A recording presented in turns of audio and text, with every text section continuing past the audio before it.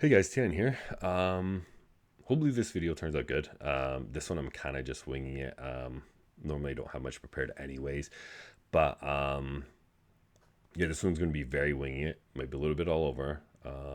It's kind of more. It's not a rant, but it's kind of mumbling of multiple different things. But I'm just gonna start. Hopefully it's good. Hopefully it's easy to follow. Um, so what this video is about is I hate when people focus on single form macronutrients or processed foods. An example like whey or amino acids or things like carb based drinks, carbolin or pure glucose, whatever, stuff like that. My issue with that, and it's the ignorance of proper micronutrient intake. I explained this in another video where I talked about, what is your muscle made out of? What is that? Your muscle isn't protein, and that's what most people like talk about. Sorry, there would be muscles so much percent water, whatever, and it's protein. But you take a slab of beef from a cow, even though the substrate ratio profiles and whatnot is a bit different from, let's say, our bicep to the cow's whatever hind, I don't know, foreleg, whatever. Even though the ratios might be off and your dietary intake of different things will change those ratios as well, muscle is not just protein, muscle is not just water. Many people really fail to realize this and really use their logic when put in Google any study of the makeup of cow muscle meat, or just put it even in an app like Chronometer.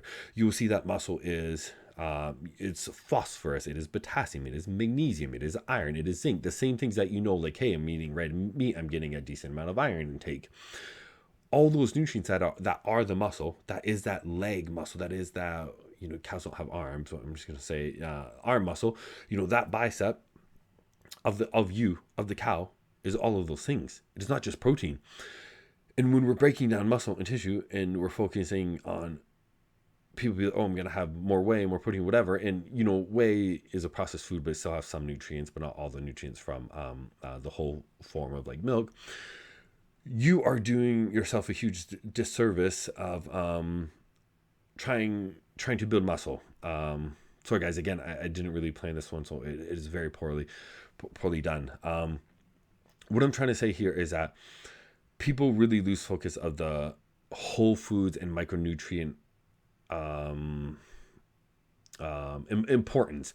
And why most people know it's funny because so many pro bodybuilders and people in general have said this for ages now. They feel they don't gain as good on a liquid diet, and there's liquid diet is kind of a vague term because liquid diet could mean blending up chicken, but generally liquid diet is meaning taking some carb powder and protein powder and drinking that versus eating a whole meal like steak. And people swear by this, that those liquid meals, that they do not gain as good as if they had a whole meal. And there's flat out immense amount of studies to back this.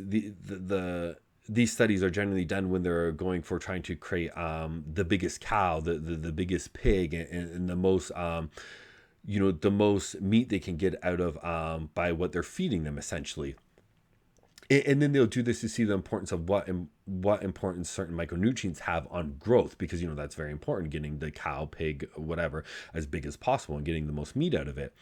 So the importance of this is severe. They feed animals a copper deficient, low, whatever diet in I said copper. What am I saying? Yeah, but copper is an example. They'll feed them copper, deficient, low, whatever diet, or potassium, or just almost any micronutrient. And even if the calories are equated to the control group, so the calories are the same, right? The macros are the same, and they're thriving and growing. The rats, pigs, whatever they're doing, or sheep, tons of different animal studies. They're feeding them low on any of these micronutrients. Sometimes it's very deficient. Sometimes it's just a little bit, half, or whatever. Every single time, growth will be impaired, whether it's to half the degree or complete impairment. So the calories can be literally equally the same, but growth will be 100% basically impaired and inhibited because there are severely deficient in one or two micronutrients, yet the calories are the same. And that's kind of where I was going with this. There's so much focus on macronutrients and calories. And I did a video on this on the why if it fits your macro dieting sucks, is when anybody focuses on, oh, I'm just going to get my fats from this or carbs from this, or white rice versus potato, which is severely deficient, white rice compared to potato in many micronutrients. When you just focus on getting your macros and calories, you are possibly and highly likely severely inhibiting your optimal muscle growth. And the thing is, I always say is that, you're putting so much time into the gym and your diet and making this a large portion of your life. Why wouldn't you want the most optimal and best results? So yeah, where was I going with this? With you eating any bit of processed food essentially and not really focusing on whole foods and not even realizing the simple logic of that, your muscle anywhere is like the cow's muscle anywhere. Again, the ratios and the profile of things are definitely different. But for us to think that we can have some amino acids and we're going to get anywhere near that optimal growth in any single sense or form is completely just absurd. And this is why so many food studies have they've even shown this in humans. A really neat study with eggs and the cholesterol difference, right? So they had the macros exactly the same and the calories exactly the same, but the more eggs they ate in place with the exact same calories and macros, the immense more muscle growth the participants gained. So again, your muscle isn't protein. Your muscle isn't amino acids. Your muscle is 70 something different micronutrients and 7% fat and a whole bunch of other crap. Your muscle isn't protein. And the more you look at your muscle as protein, and I just need to get my protein, the worse you are going towards having the best and most optimal results. So yeah, this is again why you'll hear most everybody always said, and I experienced this myself. There's points where I was like, I don't want to eat anymore, and I'm just going to try and drink a bunch of shakes, and having an immense amount of calories from shakes. I remember putting like 8 tablespoons of olive oil in a shake, and in weight gainer shakes, and using double the servings, and having like an immense amount of them a day. And I remember even at one point seeing Ronnie do 6 scoops of Syntha-6 and downing that as protein shakes multiple times a day and seeing like no weight gain, because my diet, even though my fats were good, my carbs were good, but my diet was such shit and lacking micronutrients, basically not gaining any weight or any muscle. Yeah, I would go eat almost half the calories, as absurd as it sounds, but of whole food, and start gaining. So yeah, most of you guys know this who follow me, like in my Facebook group performance and stuff like that, right? I focus all my food is on non-processed foods. Again, I really suggest you guys check out why my video on why if it fits your macro dieting sucks, and how and all the nutrients, you even lacking just a little bit of them, is severely taking you from your most optimal muscle growth state, and how it severely screws fat loss and stuff like that as well.